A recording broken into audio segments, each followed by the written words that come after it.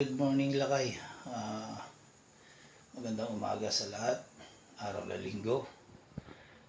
Kailangan makapag-church tayo. Kasi yun lang ang nagbibigay ng kalakasan sa atin. Walang iba kundi ang Panginoong Hesus. Kaya tayo mag-church. At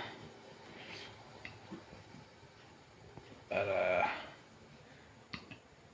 makaano tayo sa nagdaang linggo na naganap sa buhay natin at sa haharapin nating panibagong araw para mabigyan tayo ulit ng kalakasan na nagmumula sa Panginoong Hesus. Kaya magandang umaga sa mga kaibigan natin, sa mga ka-church natin, at saka sa mga subscriber natin dyan.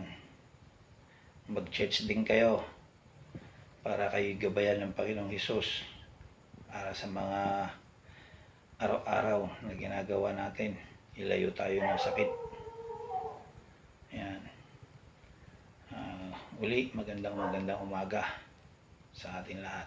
God bless. Ingat kayo lagi.